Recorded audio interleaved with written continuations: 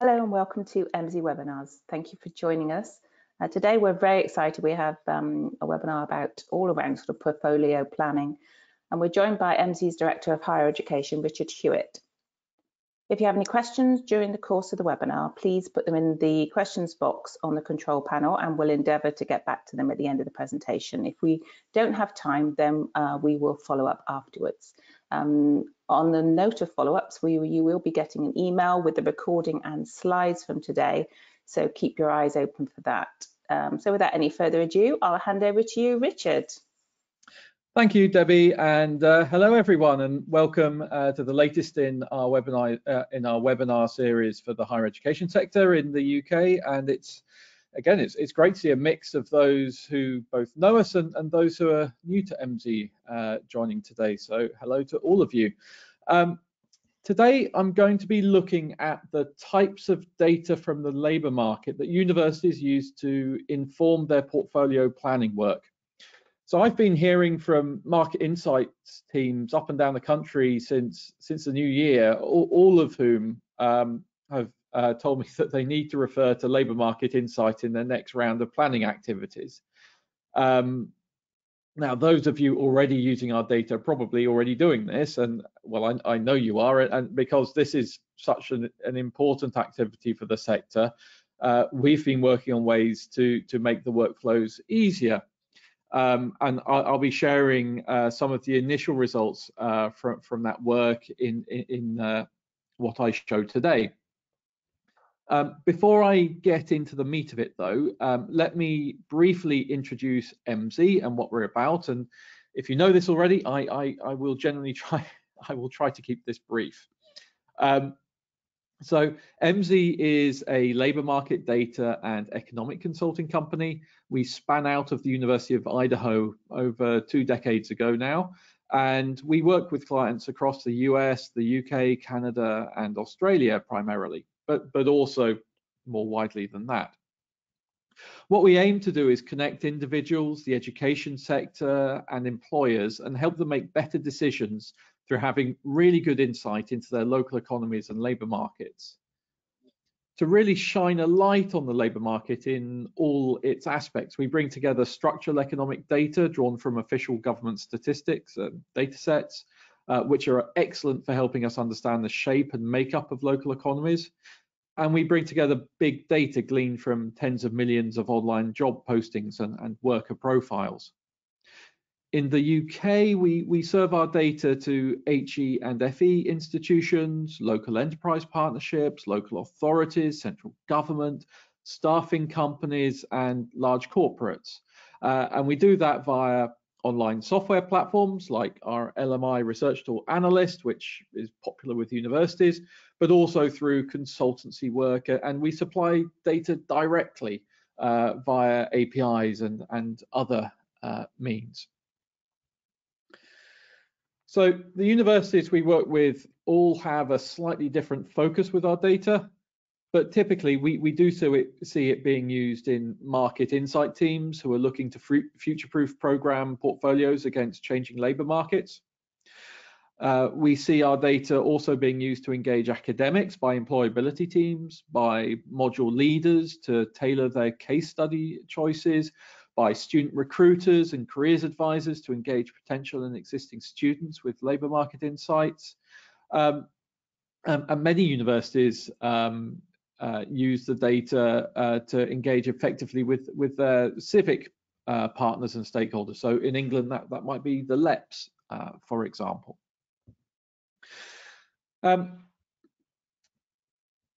So most of the universities I've spoken to have traditionally used 2 main external sources of data for portfolio planning work, HESA and UCAS. And this makes sense. After all, you need to know what your peers are doing and how successful they've been. You need to know what the application pipeline looks like. And as one VC put it to me, it's about bums on seats. However, for some time now, universities have been drawing on another source of external data, LMI, labour market insight. And why is that? The policy environment, regulatory pressures, league table metrics, academic curiosity, perhaps because it's the right thing to do by fee-paying students who expect their degree to have currency with employers. Who knows?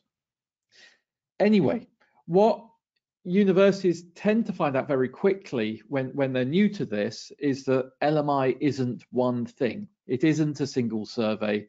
It isn't one data set. It doesn't come from one primary source. And for universities starting to pay heed to LMI, it's a bit of a minefield. Lots of excellent reports are put out, but at a national level. Some data is available freely, but not at the most granular levels of the taxonomies or geographies. So even if you can identify which data to look at, it's difficult to make it relevant to specific course areas in a particular part of the country. So what is the process that we would take people down in terms of thinking about the data and how that can be understood and put into a portfolio planning process? And so you need a kind of framework, and so with all of those types of things, you need to start with your parameters, your definitions. So you're not going to look at everything at once. You're going to batch it up so you can match things together in an appropriate way. And so what is that going to look like? You're going to have to think, well, which programs are we going to look at? And you may want to look at similar subject areas to start with. You need to think about which region is relevant. How do you define that? You're going to be thinking about how are you going to connect the programs that you're looking at to jobs and the data about those jobs. How are you going to make that connection? Then you need to start looking at the labour market data and thinking, right, okay, well, how many jobs actually are there in the fields I'm looking at, and what are the trends? And we can think about context. So where are those jobs being employed? In which industries? What can we see from big data, from job postings and with the job titles and the skills which sit beneath those?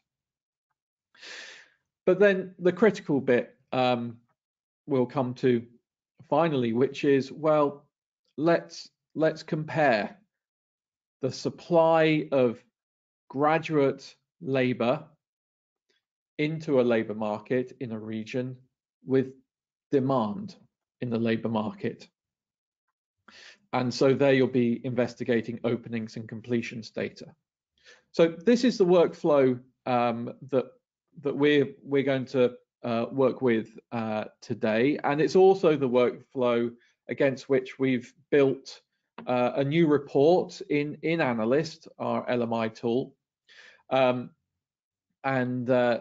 this will take you through how that works, but you'll see this in process. So let's start with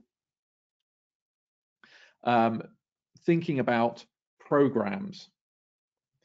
And so what we might do is first think, well, let's take our accounting and finance degree. Okay, so what I'm actually going to do here is I'm going to combine the two of the points here. So which programs, but also which mapping to use. How are we going to link that program to the labour market? So if we take accounting and finance as an example, what we have to do is think about which SOC codes that we'll be wanting to use. So standard occupational classification SOCs. The most granular of these where there is data is at the 4-digit level. And these are how the Office for National Statistics captures occupational data, jobs data in the labour market.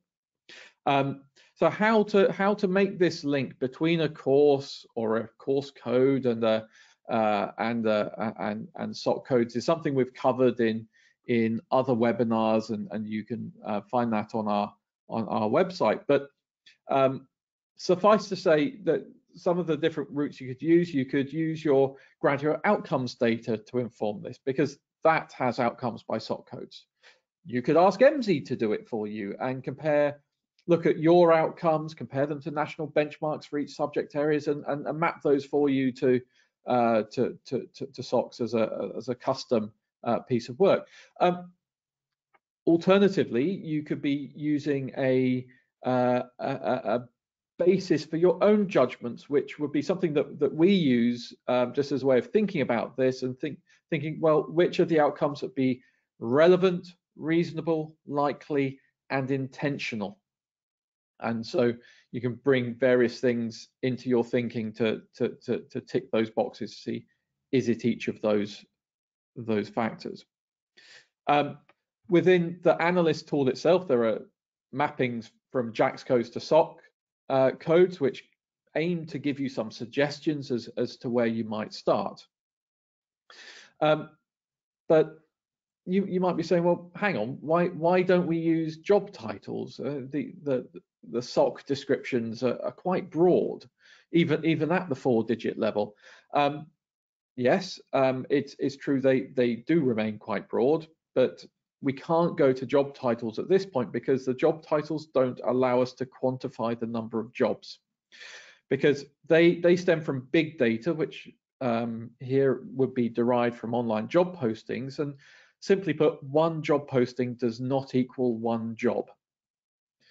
You don't advertise for a job that has someone stably doing their work, getting on with their job day to day. And there's lots of other aspects as well. If you want to recruit 20 accountants, you don't put out 20 advertisements. So there are lots of reasons why the big data is not a good place to go when you're trying to quantify the size of the labour market. Lots of people do try to do it, and it's just not a sound method.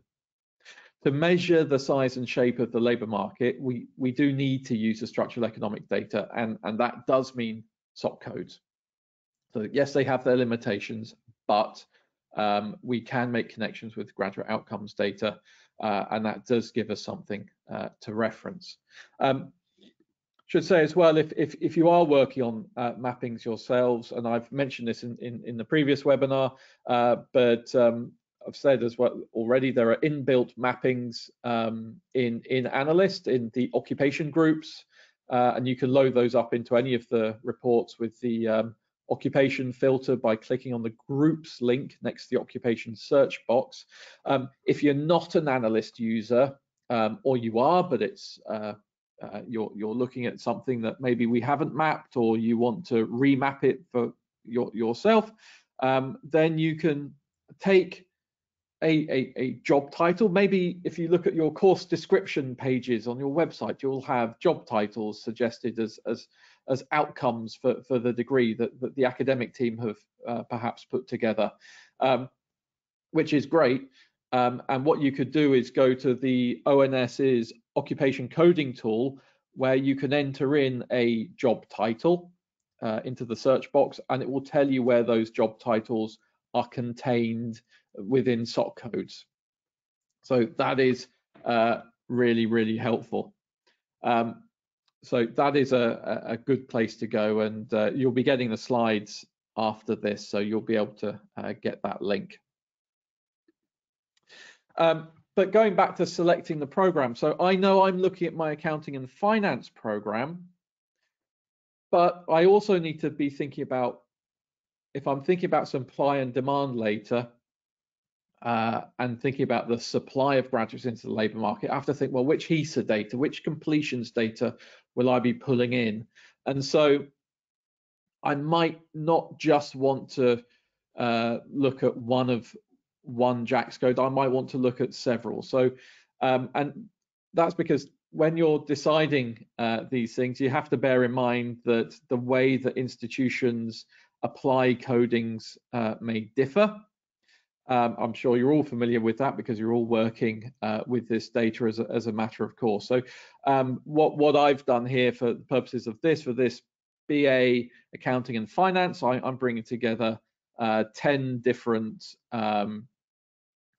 JAX codes in the N30s and N40s, so all of those finance and accounting subject areas. And so you can do that in the Employability Outlook tool.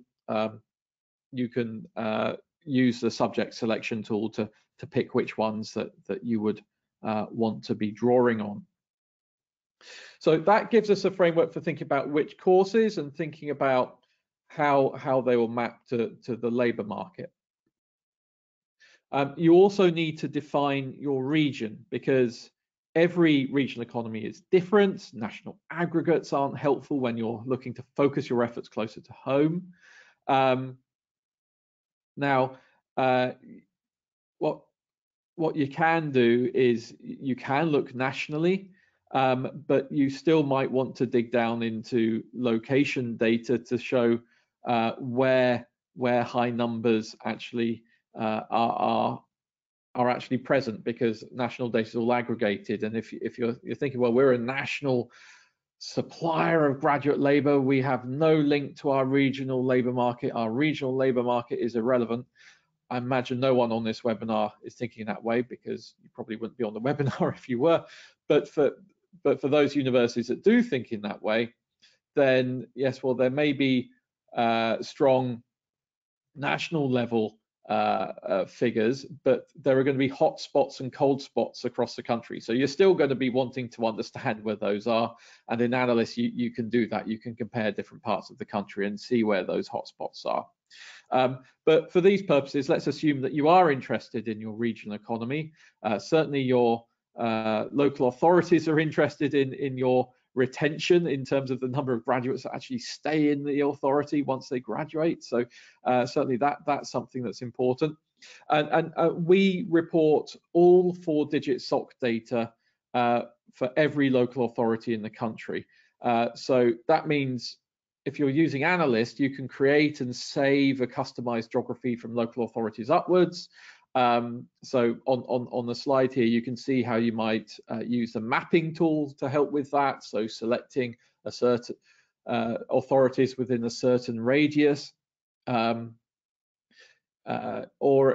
you can create and save your own custom groups, as you can actually with the occupation mapping. So I showed, okay, we've mapped Accounting and Finance Act group of occupations. You can save that and use it again later. You can do the same with regions, and indeed with industries, and indeed with skills. But with this here, we've created the West of England LEP, Local Enterprise Partnership region, and the authorities within it. Now, universities in Scotland often have their version of the Forth Valley, for example, as one of the things they like to look at. So we've got our SOC codes, we've decided on place, and for going forward for the other examples in this, I'll stick with the West of England LEP region. So let's bring these together. So we need to connect the programs we've chosen to look at the occupations at the 4-digit SOC level. So Analyst Employability Outlook report, this new report that we have, will make suggestions automatically for the selection of programs that you're choosing, but you can amend those. You can save your preferred mapping, as I just said, or you can pull in a previously saved grouping that you've already got. And so for this purposes, while I'm bringing in a wider range of HESA data for the reasons I said earlier, into this report, I'm going to stick with my mapping for accounting and finance, which is really the area that I'm looking to investigate in terms of the job market. So I'm going to be using that mapping, and so that is then pulling into my associated occupation selection there. And then we run the report, and what we can see first of all is this element of quantification. So by capturing data about the occupations we've mapped in the region that's relevant to us, we're able to understand potential for the degree we're investigating. So how significant are job numbers in those relevant occupations? And I should point out as well here, another variable that I've brought in here is the time frame, and I've selected 2020 to 2030. I could have selected anything from 2003 to 2030, and from next year that will progress forward to 2031. And those forward-looking numbers are projections. Emsi uses historical trends to create those projections. So they're not predictions, they're not forecasts, technically speaking. They are trend-based projections using a 3, 5, and 10-year regression. And what that's doing is giving you a baseline. And of course, you need to layer in other factors that you may be aware of on top of that. And sometimes that's where the big data could be useful to see, particularly with COVID, to see where particular job areas have been impacted and may not have recovered so well. That's where you can go to the big data and get those indications. But to actually be able to quantify the number of jobs and the growth rates in those jobs and other factors that we can see here as well, such as earnings and education level. So these are all SOC 1, SOC 2, SOC 3 outcomes. These are, and in fact, in the mapping, I didn't include any SOC 1 mappings because those tend to be senior managerial positions. So these are SOC 2 and SOC 3, which are more likely at a graduate level. Now, on this table, we can see education level. That's not because the government says these are high-skilled graduate roles because they're SOC 1 to 3. This is actually from the labour force survey where that's been derived from, and it's the median highest level of education in those occupations as reported by people in those jobs.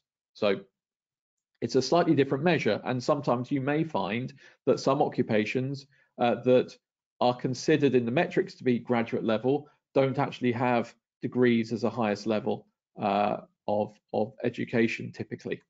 The other interesting thing is location quotient.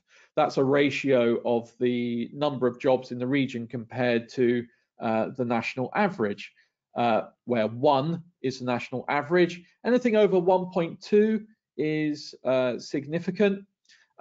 Here, there's not too much to see, I think, with that. There's nothing particularly special, but where you do see something over 1.2, then there's something there that's perhaps worth digging down into and understanding better, because that's a regional strength that you may have.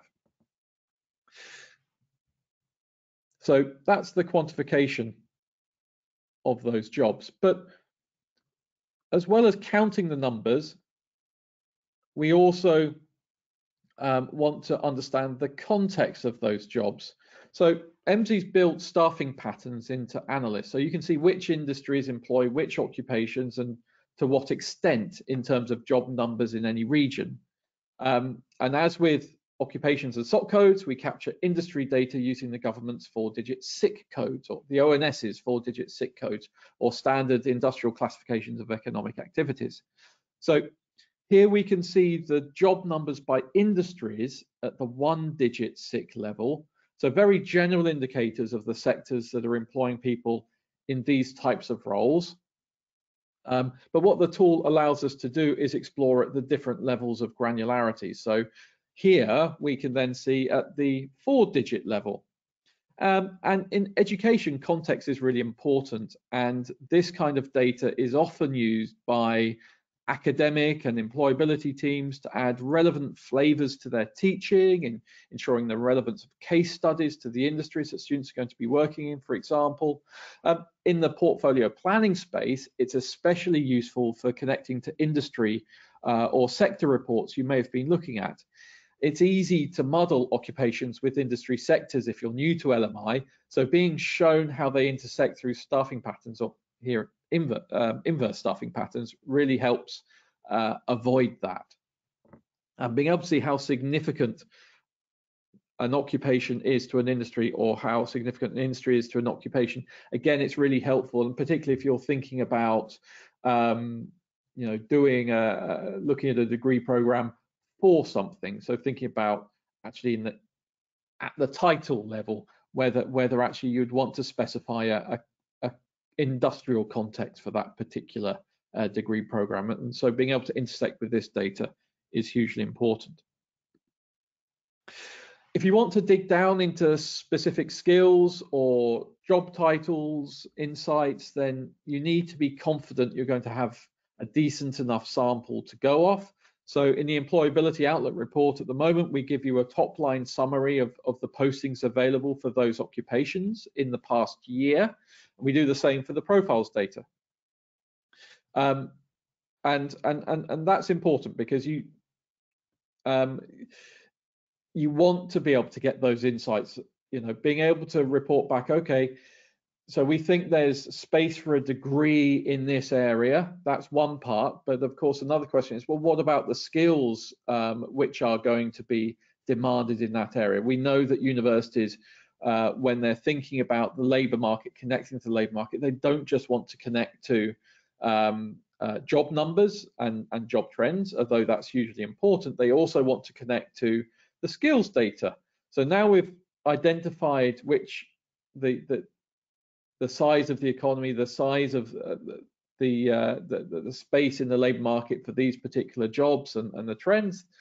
We also want to know, well, what can we glean from job postings, and knowing that there's a decent enough sample to be investigating is hugely important before you start that work.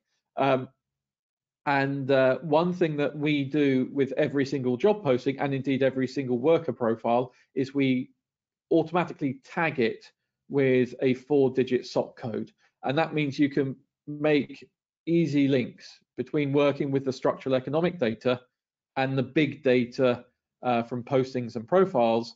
We've got over, we're close to, I think, 50 million job postings for the UK now, and over 16 million posting profiles of UK workers. So there's a lot of data that can be investigated there, and to be able to dig down into that data for your region, understand the significance of particular titles and different skills. And of course, you'll have colleagues who will then be taking your reports and taking that further and thinking, well, who are the employers and all of that sort of thing.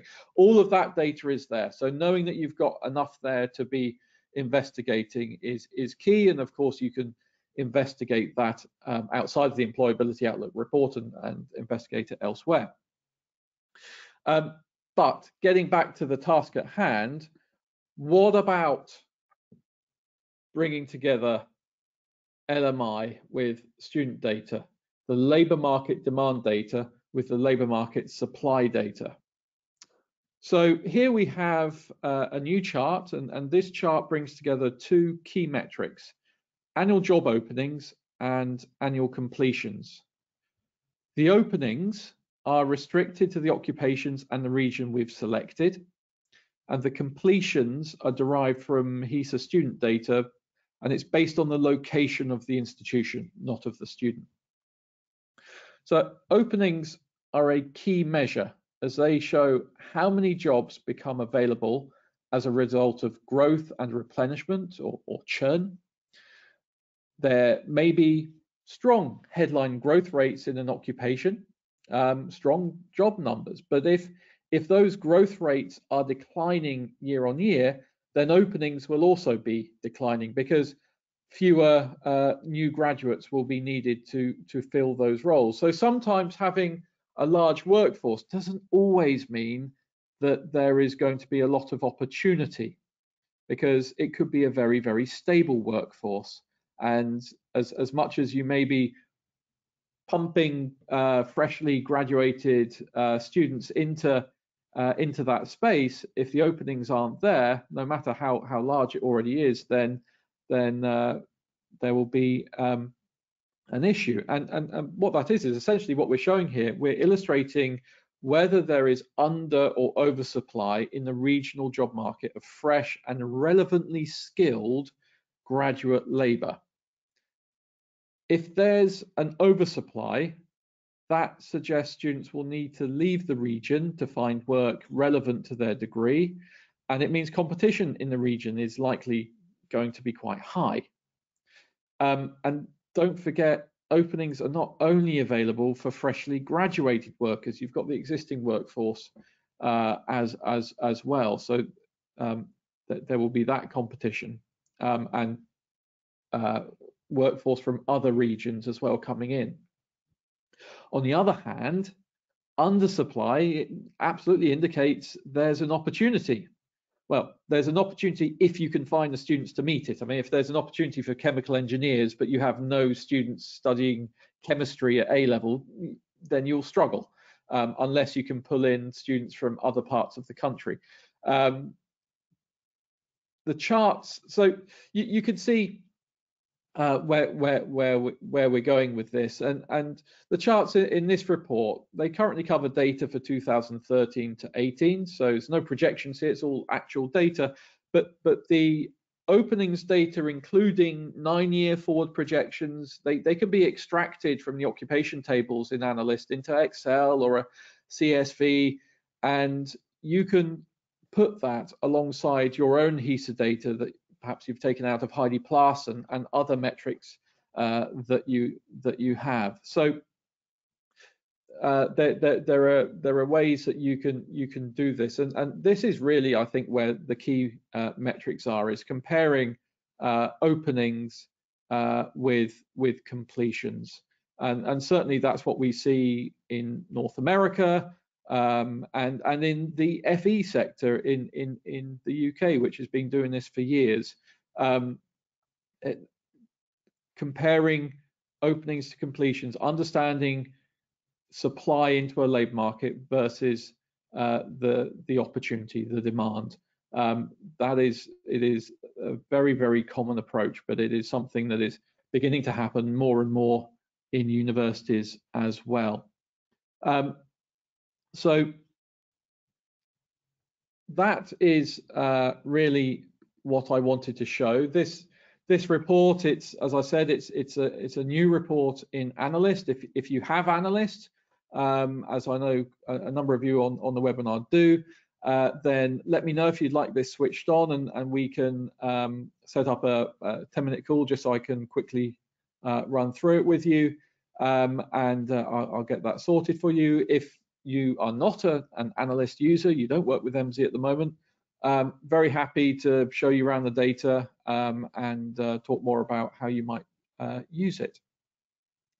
So one final plug before I finish. I did talk about mapping, and another approach to mapping that you can use is thinking about doing things at a skills level. We do have a tool that sits in Analyst but can be accessed independently of it, where you can actually pass a course description or a module descriptor or learning outcomes for the skills. That then suggests job titles. It's quite a clever algorithm that allows for that to see where that grouping of skills is in demand in the labour market, and then what you can do is investigate in the job postings which SOC codes have been attributed to those to those relevant postings according to the skills group. So there's another interesting way to make that connection between the labour market and your program. So one worth thinking about. You can see more about it at that page there. So that is what I wanted to cover.